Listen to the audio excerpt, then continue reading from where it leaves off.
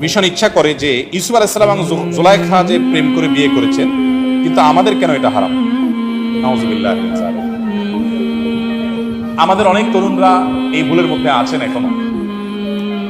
এটা জেনে অবাক হলাম যে আমাদের অনেক তরুণরা এই ভুলের মধ্যে এখনো আছে। ইউসুফ আলাইহিস সালাম আল্লাহর নবী হিসেবে তিনি কোনো গুনাহে লিপ্ত হন নাই এবং আল্লাহ রাব্বুল আলামিন তাকে হেফাজত করেছেন। জুলাইখা তাকে বা আজিজে মিশরের স্ত্রী, মিশরের তখনকার রাষ্ট্রপ্রধান যে পদের নাম ছিল আজিজ, সেই আজিজে মিশর তিনি তার স্ত্রীকে প্রভাবিত করার চেষ্টা করেছেন, কিন্তু আল্লাহ তাআলা ইউসুফ আলাইহিস সালামকে রক্ষা করেছেন, তিনি তার প্রভাবে প্রভাবিত হন নাই। আমাদের দেশে এই যে আপনার কোন একটা টেলিভিশন চ্যানেলে জানি এরকম একটা সিরিজ বোধহয় দেখানো হয়েছে না, ইউসুফ জুলাইখা নামে। এটা যখন শুরু হয় তখন আমরা প্রতিবাদ করেছি। ওলামায়ে কেরামের একটা প্রতিনিধি দল টিভি কর্তৃপক্ষের সাথে দেখাও করেছে, তাদেরকে বলেছে যে এই জঘন্য কাজটা আপনারা করতে যাবেন না। এই নোংরামিতে একজন নবীর চরিত্রে একজন অভিনয় করবে এবং তার চরিত্রে কালিমালি ভুল করবে, এটা ডেঞ্জারাস একটা বিষয়। আমাদের যুবকরা যারা এখনো মনে করেন যে ইউসুফ জুলাইখার মধ্যে প্রেম হয়েছে, তারা জঘন্য ভুলের মধ্যে আছেন। এরকম কোনো ঘটনা আসলে ঘটে নাই। জুলাইখা অন্যায়ের প্রতি আহ্বান করেছেন, ইউসুফ আলাইহিস সালাম সেটাকে ডিনাই করেছেন, আর এই জন্য তো তাকে জেলে যেতে হয়েছে। আপনি সূরা ইউসুফ পড়েন, আজকাল তরুণদের সূরা ইউসুফ খুব বেশি পড়া দরকার, কিভাবে নিজেকে নিয়ন্ত্রণ করতে হয় এটা শিখতে পাবেন সূরা ইউসুফ পড়লে। ইউসুফ আলাইহিস সালাম কিন্তু সেখান থেকে বাঁচার জন্য সংগ্রাম করেছেন, যার কারণে তাকে জেলে যেতে হয়েছে। তিনি যদি তার কথা শুনতেন তাহলে তো জেলে যেতে হতো না। অতএব এটা মিথ্যা কথা তার চরিত্রের ব্যাপারে। অনেকে বলে যে প্রেম পবিত্র জিনিস, স্বর্গ হতে এসেছে, এগুলো শয়তানি করবার জন্য বিভিন্ন মন্ত্র শিখাই দেয় আপনাদেরকে। আরে ভাই, প্রেম তো পবিত্র জিনিস, স্বামী স্ত্রীর মধ্যকার প্রেম। আর বিবাহ বহির্ভূত যে তথাকথিত প্রেম, এটা পুরাই ভাওতাবাজি। এখানে একটা নির্দিষ্ট টার্গেট পূরণ করা ধান্দা থাকে। আমি সবার ক্ষেত্রে বলছি, অনেকের ক্ষেত্রে মেয়েদের ক্ষেত্রে ধান্দা থাকে একটু ভালো করে খাবো, চাইনিজ খাবো, ফুচকা চটপটি খাবো। ছেলেদের ক্ষেত্রে হলো দুষ্টামি, বাদরামি, বদমাইশি করবে। তো অনেক সময় এই সমস্ত ধান্দা হাসিল করার টার্গেট থাকে। এটা কিসের প্রেম?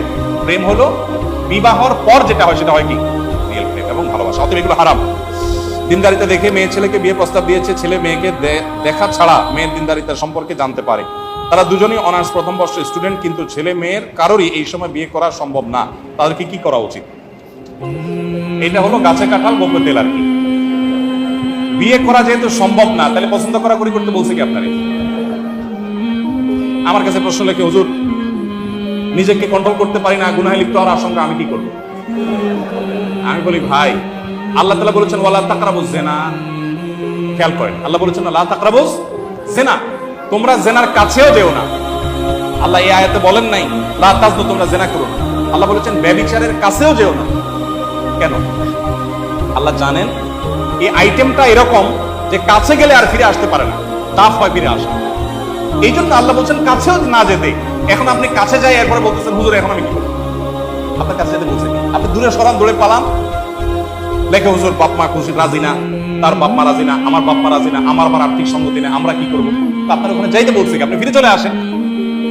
ভাইরা আমার, এই জিনিসগুলো আসলে বলা যত সহজ, করা তত সহজ না, কিন্তু সংগ্রাম করতে হয় যে আমি নির্দিষ্ট সময়ের জন্য অপেক্ষা করবো। হতে পারে কোনো মেয়ের সম্পর্কে আপনার মনে হয়েছে মেয়েটা দিনদার, ধার্মিক, আল্লাহ ভীরু। কোনো মেয়ের মনে হয়েছে কোনো ছেলে দিনদার আর ধার্মিক, আল্লাহ ভীরু। যদি আল্লাহ ভীরুই হয় তাহলে সেক্ষেত্রে দুজন থেকে দূরে থাকেন, অপেক্ষা করেন। ঠিক আছে, আমরা যোগাযোগ রাখলাম যে একজন আরেকজনকে না জানা বিয়ে শাদী করছি না, আমি আমার পড়ালেখা চালাই, তুমি তোমার পড়ালেখা চালাও, পথ আগাও, দেখা হবে ইনশাআল্লাহ মোহনায় গিয়ে। অপেক্ষা করেন। এখন আপনি প্রথম স্টেজ, সেকেন্ড স্টেজ সব সেরে ফাইনাল স্টেজের মুখোমুখি এসে এবার আমার কাছে মাসালা জিজ্ঞেস করলাম, আমি কি করবো আপনাকে? আমি কি বলবো আপনাকে? কিছু বলার নেই। কারণ এমন একটা পর্যায়ে চলে যান তখন আপনার বিয়ে করতেই হবে, বিয়ে করার ক্ষমতা নাই।